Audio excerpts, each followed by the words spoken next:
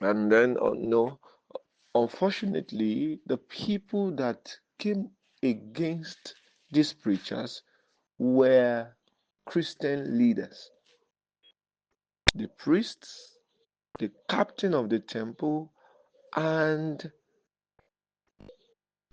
the Sadducees. These were leaders in the house of God. You can imagine the leaders in the house of God fighting against the word of God. Rulers in God's house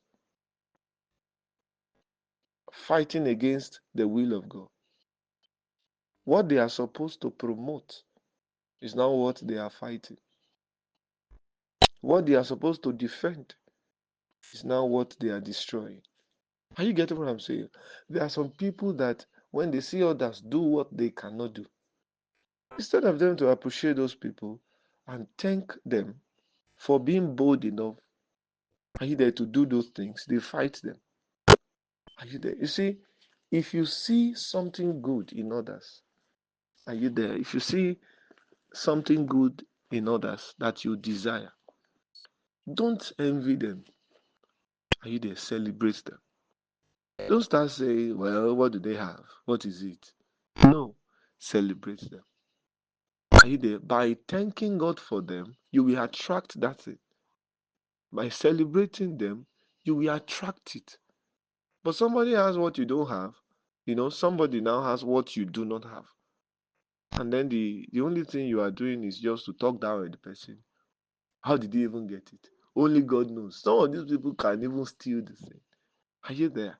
Let's learn to say good things to people. Let's learn to appreciate people. But you see, the picture that the Bible is trying to paint in this place was actually deeper than all this. Are you there? The apostles came and preached the message of the cross. They preached Jesus to the people. And then, because the leaders of the temple did not believe in that message, are you with me? They came up against them. Now, the question is, if the leaders of this particular temple were the ones fighting against the gospel from the apostles, now, what have they been preaching before that time? Because I feel if they have been preaching the right thing, they should not fight the message from the gospel, from the apostles. They should have just appreciated them. Oh, wonderful, this is what we have been preaching to. Are you getting what I'm saying? But they fought them. They came up against them. So the question is, what have they been preaching since all these days? What have they actually been preaching? One thing to note is this. You see, if the devil wants to destroy a generation, it doesn't necessarily go to people individually. Are you there? No, it's a waste of time. That's why you see the Bible, the devil is wise in his own ways. If the devil wants to destroy people, it doesn't go to them individually. What he does is to carefully look for leaders in that generation, and then he will go to the leaders because he knows that once he successfully influence the leaders, are you there? He will win the heart of the people. Are you getting what I'm saying? So that's what is happening in this place. The devil had already influenced the leaders. So the day the gospel came, instead of them to appreciate those people so that the people they are leading, they can continue in the truth, they were the one fighting the truth.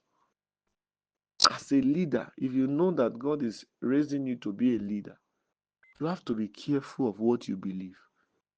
It's not everything that sounds nice that you just swallow and then you just believe like that. Are you there? The word of the Lord is scarce. Don't believe everything so that you can save yourself. And when I say don't believe everything, I'm not saying you should be suspecting everybody. This one now, who knows if this is true? No, I'm saying that you should submit to the Spirit of God in you and let Him help you to discern so that you can know what is wrong and what is right. Act of the Apostles, chapter 4, from verse 1. And as they spake unto the people, the priests and the captain of the temple and the Sadducees came upon them. The priests, the captain of the temple, and the Sadducees came upon them. The word came upon them, that statement, came upon them, means they came against them. They rose up against them. Now, what was their offense? They were preaching the gospel. That was it. Are you there? You must understand that the will of God is an offense. Are you there? To those who do not have the fear of God in their hearts. So the will of God is always an offense to those who do not have the fear of God in their heart. Doing the things that pleases God, doing the things that please God it's irritating to people who do not have the fear of God in their heart. So you cannot judge the correctness of what you're doing by the reactions of people to it. You can't judge how right what you are doing is by the way people react to it. There are people that even when you are doing the right thing, they will give you a negative reaction. Are you there? This preaching started from chapter 3. And we all, thank God, we took our time to study chapter 3. We all knew the content of the message. Are you there? But yet, this powerful message, this powerful presentation, meanwhile, the message that Peter and the remaining apostles were preaching here was the message of Jesus. They were telling the people about Jesus, how that by ignorance they killed Jesus. Are you there? And the same Jesus that they killed by ignorance has come to them now in form of the gospel. What are they supposed to do? Are they not supposed to rejoice and be happy that the gospel they once ignored has now come to them? They should be glad that now they have found mercy in the sight of God. But unfortunately, they came up against the preachers. Against the preachers. If you always want to judge what you're doing by people's reaction to it, you may be lost. Because one thing you need to notice this: no matter how good what you are doing is, a blind man may not see it. Are you getting what I'm saying? For example, if you have trained yourself in dancing and now you have very good dancing skills, and you now begin to dance, are you there using all your skills or your wonderful skills before a blind man? And then maybe you danced for 1 hour. You used all the skills or the beautiful skills or your wonderful dancing steps. You did everything. And after 1 hour, you told the blind man, "Sir, I'm through." What do you think he will say to you? He will just tell you, "Okay." And then if he's trying to be polite, he will just say, "Okay, all right, you have tried." Are you there? You will not get all the comments that you desire to get because the man is blind. Of course, you have done well, but he cannot see what you're doing, so you don't expect him to appreciate it. That's how the world is. The people of this world, they don't understand the things of God. So even when you are trying to help them, they fight you. I've seen this many times. How that you are trying to help people and they are fighting you. And then you are wondering, can these people see what you are trying to do? But you want to help them, they fight you. You want to feed them, then they bite your hand. You are trying to feed them so that they will not die of hunger. Then when they start getting full and then they start getting satisfied, they now bite your hand. That's how the people of this world, that's how they act. When you try to bring them up because they are in a low state, and then you try to bring them up, by the time they come up, instead of them to now appreciate you, "Oh, thank you for bringing me up," when they come up, they push you down. And you get what I'm saying? This was the exact thing that was happening in this chapter. And then we must understand that in discerning the truth, it's not about the person necessarily. You may not even like the person that is teaching or that is saying that thing. Are you there? But your hatred for that person should not affect, are you there, your decision or your discernment. Are you there? Of your hatred for the person should not affect the way you see what the person is saying. Of course, if you are a child of God, you are not supposed to even hate anybody in the first place. But I'm saying that, you see, we should not allow um we should not allow ignorance. Are you getting what I'm saying? Sometimes we we conclude on things. Are you there? We judge things by our feelings. Are you there? We judge things by our feelings. So you look at somebody now, you say, "Oh, stop doing that. That's wrong," because you feel it is wrong. You see, truth is not measured by feelings. Are you with me? Truth is not measured by feelings. That's what you need to note. Truth is not measured by feelings. It doesn't move by feelings. Are you there? Truth is above feelings. Truth itself is a standard, and that standard is even above man. So if you want to live by the truth, you need to look at that standard called truth and measure your life with it. Truth is above man. Let me explain to you. Now, what do I mean by truth is above man? You don't even measure truth, are you there, just by your familiarity with the person. You cannot say, okay, what this person is saying is the truth because he is my friend. So your basis for judging the truth is not just about your familiarity with the person saying that thing. So you cannot say, okay, this person, okay, I believe this gospel is the truth because the person preaching it is my friend. And then this other person is lying because he's not my friend. No, that's not the basis for judging the truth. You must understand that the truth is a standard. The truth is above man. Are you there? And that's the issue we have. There are people that will say, oh, this message is coming from my papa, so because the person is my papa now, he is right. Because he's my pastor, this thing is correct. It's not true. You must find the standard. Truth is a standard. Truth is God's standard. And that standard is above man. So it doesn't matter the title a man has carried. Are you there? You check what he is saying, not with his status. Are you getting what I'm saying? For example, somebody said this. To judge that thing that has been said, the right question to ask is not the right question to ask is not easy. Are you there? Oh, he is the general overseer of something. Are you sure? Okay, then if he's the general overseer, then what he said is right. You don't judge the correctness, the rightness of a message by the title of the person's preaching it. You judge it by the standard. You judge it by truth itself. The word of the Lord is God's truth. So judge what you hear by the word of God to know what to believe and what not to believe. That's how to be on the safer side. So let's look at that verse 1 again.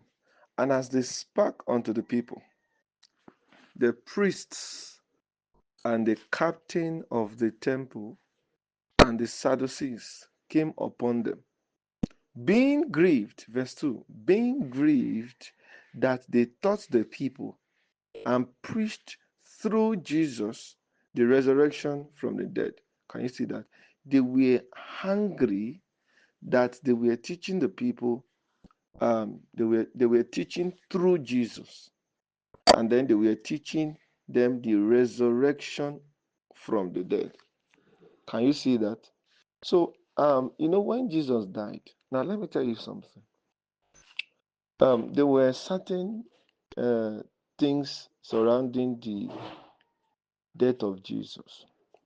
There are some people now that, due to some of the things that happened around some people do not believe that Jesus resurrected. Yes, are you there? Remember that, okay, you know, when Jesus, are you there? When he resurrected from the dead, are you with me? And the soldiers, they came and they could not find the body in the grave. Are you there? And they returned to their leaders. This man that died, the grave is now opened. We can't even find the body there. Are you there?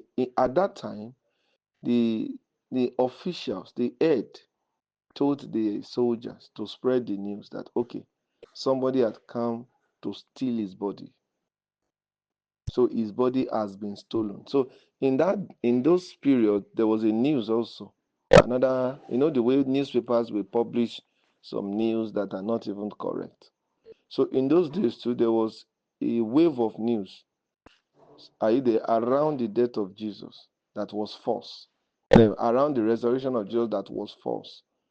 So there was another news that okay, his body was stolen, maybe by his disciples or by some other set of people. Either. So that news was also published and it's spread abroad. So it was not everybody that believed that Jesus resurrected. Are you with me? Some people even died that time believing that his body was stolen. Are you get what I'm saying? That's why you see we have to be careful of the kind of information that we pass across. But the fact that you have an Android phone and you can access the internet does not mean you just see anything. I see people, they just say things anyhow. Once in a while, when I decide to check some things online, you see people say things anyhow. They post things that are not even necessary. Why? Because they don't have understanding. They don't know the weight of what they are doing. So at that time, there were people that they died believing that, oh, the body of Jesus was stolen. Are you getting what I'm saying? That was what they believed. So it was among the disciples of Jesus, the truth, the real truth about what happened to the body of Jesus, and it was among the disciples. So it was the disciples of Jesus, it was the church at that time that knew the right thing, the exact thing that happened to the body of Jesus. Are you getting what I'm saying? And that was what led to the problem in this place. So when these people now heard that the apostles are preaching that he resurrected, they were now wondering, what kind of resurrection? His body was stolen. That was the news we got. Which one is that he resurrected? So they saw what the apostles were preaching as a lie because it was not the same as what they believed. You get what I'm saying? You understand what I'm saying? Unfortunately, three set of leaders could not even see, not one of them. The question is, if the priest, are you there? If the priest could not see, I think the captain of the temple should be able to see. And if the captain of the temple cannot see, I think the Sadducees should see. So three different set of leaders in that church at that time, in that temple at that time, three of them team up together. Are you there? And they acted against the truth. Meaning all their leaders were blind. Be careful of the kind of leader that you allow to lead you. The Bible says that when the blind leads the blind, of course, they are all heading for the ditch, meaning they will all fall into the pit. Yes, that's where they are going to. That is where they are going to. So the priest, the captain of the temple, the Sadducees, all of them fought. They reacted against the gospel. You see, let me show you something. If somebody is saying something, and then maybe you have not heard it before, are you there? or that method is different from the one you know, don't condemn the person. Some of us, we condemn things once it is new, once it is something that you have never heard before, we just condemn it. You see, that it is new to you does not mean that thing is wrong.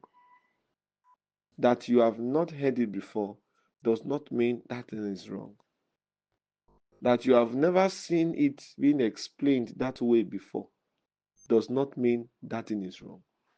So, judging right or wrong is not about what I've heard before and what I've not heard before. It's not about what I'm familiar with or what I'm not familiar with. We must be ready for change. And then when the time comes, many people are scared of change, and that's where they are, and that's why they are still in ignorance. That's why they have remained ignorant for a long time. Don't be scared of change. Change is part of life. Change is positive. Are you there? Of course, you have to be careful of the kind of change you now allow. But change can be positive, and of course, it can also be negative. It depends on what is changing you. That's it. So if you allow the word of the Lord to change you, it's a positive thing. These people, these leaders here, they were scared of change. Oh, this is not what we have been preaching. No. What are these people preaching now? Preaching the resurrection of Jesus? No, no, no, no, no. This is not the gospel. This is not the gospel. This is not the gospel. They were scared. This message does not look like our message. It doesn't look like what we have been preaching. No, some of us are like that. You believe everything is wrong because it is new to you. Are you there? Anything that you are not familiar with is wrong. Some of us, that's how we define error. That's how we recognize error. To us, error is any method that we don't know. Error is any message that we have not heard before. Any interpretation from the Bible that we have not seen before must be wrong. It's not right. It's not correct. That's not the right way to think. Are you there? There are some things that you have not seen before. When people say it, for the fact that you have not seen it before does not make it wrong. Are you getting what I'm saying? So, beloved of God, let me show you some things. You see, if by grace you are brought close to preachers of the gospel who can teach you the right thing, please pray for them, celebrate them, honor them, and be a blessing to them. One of the things we need to thank God for is the gift of the Bible. I know you may just think the Bible is an ordinary book, so you just throw it anywhere, and then if it gets lost, you don't even care because you can buy another one. The Bible is a gift that we need to thank God for. Are you there? Somehow, God was able to carve out the Bible, are you there, carefully so that the errors flying around will not have impact on it. I tell you the truth, there are a lot of stories surrounding the death of Jesus. I tell you the truth. So, how that God was able to just carve out only the truth, the portion, the correct portion. He just brought out the right one for us. Are you there? And those right information were captured in the Bible. It's something we need to thank God for. This is what I'm trying to say. If you read any other book apart from the Bible to understand Jesus, you will not understand him. That's what I'm trying to say. If you really want to understand Jesus, the Son of God, then what you need to read is the Word of God, the Bible. Are you there? So you can't read any other book apart from the Bible to understand Jesus, the Son of God. Are you there? Even all the Christian books that we have, they make reference to the Bible. They quote the Bible and they explain it. That's why we can go for the books. So anything that is not making reference to the Bible should not even be referred to. We should not even bother to read such materials. For example, When Jesus was on the cross, there were a lot of theories. I even read one of them because in the school of discipleship, the materials is very rich. The materials are very rich. So you read they show you some of the theories that surrounds the death of Jesus. There's this person, I think I can't remember the name, Swooding theory or something. Can't remember the name of the person now. Are you there? That one was saying that it was like Jesus was in a trance, maybe he was in a state of coma. A lot of theories surrounding the death of Jesus. Some believe that probably is the crown of thorns that entered, that killed him. Maybe the crown of thorns actually affected his brain. So when he was saying Eli Eli lama sabachthani on the cross, he had a psychological something. So there was something wrong with his brain. So he had a kind of disorder in his brain. So that was why he was saying those things. That was why he made certain statement on the cross that was not clear to the people. So to some, it is finished that Jesus said on the cross was a proof of the psychological disorder. To some, Eli Eli lama sabachthani was also a proof that he had a psychological disorder, because the father he was calling, they cannot see. So who is he speaking to them? And there was nobody there, and yet he's saying, "My father, why have you forsaken me?" So it looks like a crazy thing. So the best way they could explain that is to say, okay, the crown of thorns on his head must have gone deep into his brain, and then some things went wrong with his brain psychologically. So little, close to the time of his death, he had a psychological disorder before he finally died. That's some people's theory about Jesus. Meanwhile, to some also, they believe that probably, they believe that what killed him was actually depression. And they believe Jesus died of depression because his disciples left him.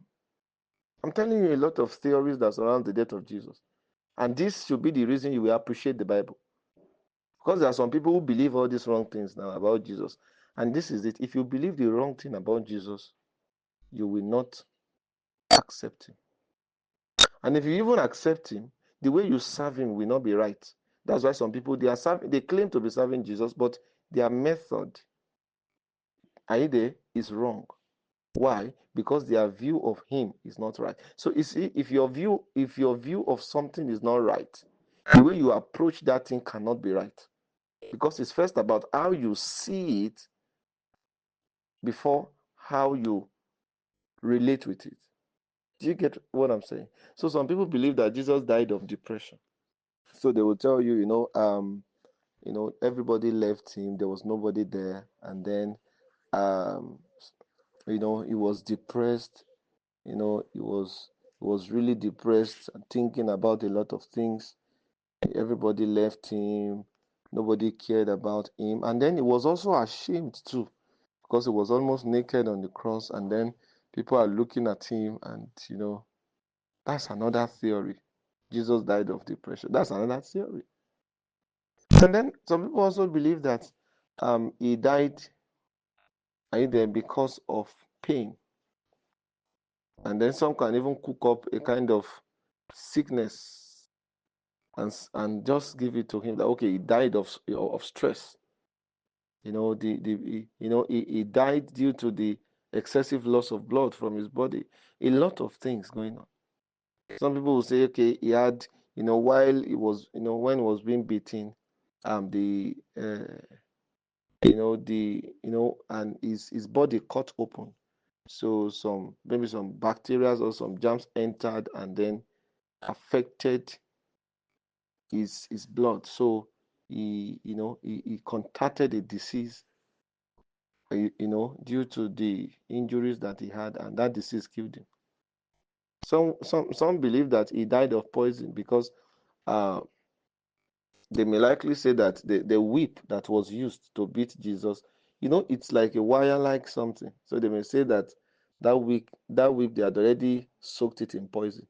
So if they beat you with it and that thing touches your blood, it poisons you And then that poison, once it touches your blood, it goes to your heart and it kills you. So a lot of things are there where a lot of theories surrounds the death of Jesus. What of when he now died? Are you getting what I'm saying? There are people that believe that Jesus did not resurrect. Are you there? An example of such people are the Sadducees. They don't believe in resurrection. They don't believe in it. And because of, because of, they don't believe in resurrection. So why? What do you think must have led to that for the Sadducees? It can be because of what they have heard, since they don't even believe that Jesus resurrected. So why would they believe in resurrection? To them, they have not seen anybody who died and resurrected before. So there's no point believing in it. I'm telling you all these things so that you can really appreciate the Bible.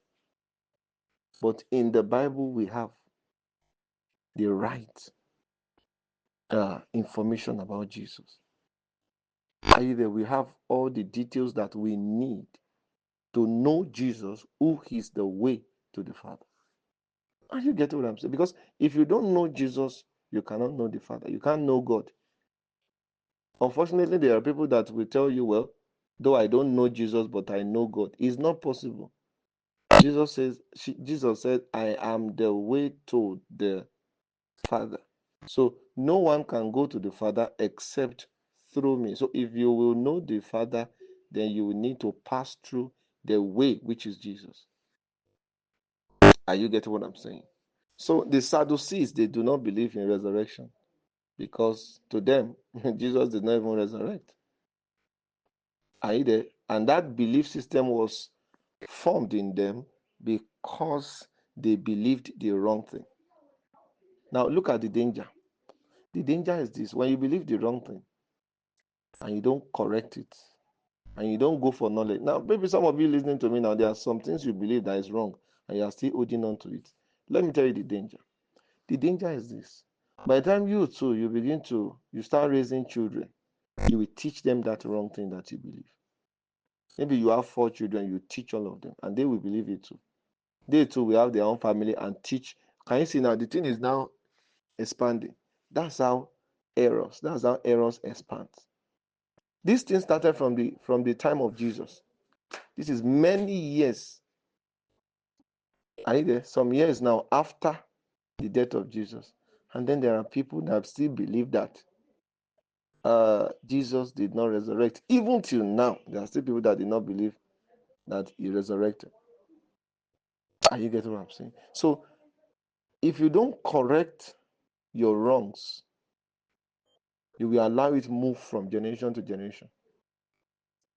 Are you there? So by correcting your wrongs, you are helping those generations that will come out of you to abide in the truth, to stay by the truth, to know the truth. Are you getting what I'm saying? Check what you believe. If you are not careful, what you believe can make you a liar. What you believe, if it is wrong, can empower you to deceive others. You see, when you see people who are deceiving others, it is first about what they believe.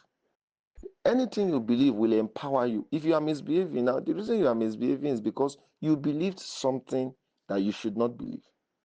And that thing that you believed that you should not believe is what is now empowering you to start misbehaving. That's the truth. Are you there? So if you believe what you should not believe, you will misbehave.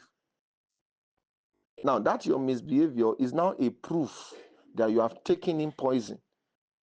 Because believing the wrong thing is equal to you drinking poison. Are you there? And that poison you have taken into your body by believing what you should not believe will affect the way you live your life. So you'll be living your life abnormally. You'll be misbehaving. And that your misbehavior to you will look like the right way to live. Can you see what I'm saying? That's it. So when these people now saw Jesus, when these people now saw the apostles saying that Jesus resurrected, they said, what? Meanwhile, probably they had already taught their people that when Jesus died, his body was stolen. We don't even know. Maybe they were even feeling concerned. Hey, yeah. So the the pitiable part of the story of Jesus, as mighty as he was when he died, on the third day, his body was stolen. The congregation are now crying, "Oh my God, we did not know." They said, "Well, yeah, that's how we see it. Oh. They stole the body." They may not even be doing it to mock Jesus. It may not be that they were just saying, "Oh, they stole his body. That's good for him." No, they may be doing it with all sympathy, but yet that does not mean what they are saying is correct. So somebody can be telling you something and the person is crying, yet the person is not saying the truth. So you cannot judge the truth by the mood of the person. The way this person is talking now and is not laughing, that means he's saying the truth. That's not true. Oh, this person is talking and is crying. No. She can't be crying and still be lying at the same time. So that means what she's saying is true because she's crying. You better be wise. You cannot judge the truth by the mood. Mood does not change truth.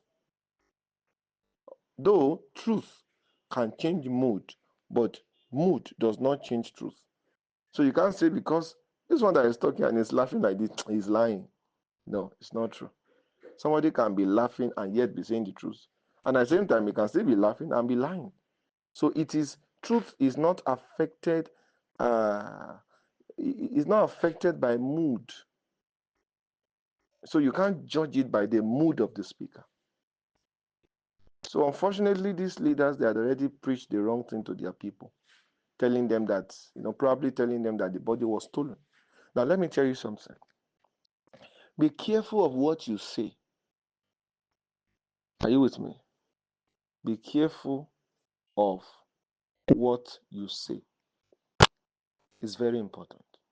You see, what you say will affect and it will shape the mindset of others. There are people that they don't see anything wrong in lying. You see, if you are a type that you don't believe anything is wrong in lying, so you just lie anyhow. Now, if you are that kind of person, then it means that you are already making yourself a tool in the hands of the devil. Are you getting what I'm saying? You are making yourself a tool that the devil can use. Because if your tongue can lie, it means that you have become the messenger of the devil. Now this is the reason. There's no time you lie that you glorify God. God is not glorified in lies. Each time you lie, the devil is exalted.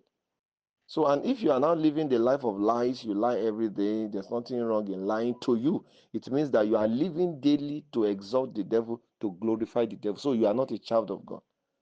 You may be going to fellowship, going to programs, but you are not a child of God until that lying leaves your tongue. Because there's no lie that glorifies God, not one. All lies exalt the devil. And the person you are submitted to is who you exalt. So if what you are doing on a daily basis is exalting the devil, then you are not a child of God. Are you getting what I'm saying? Don't let your title and your office in church, don't let it deceive you. Are you with me?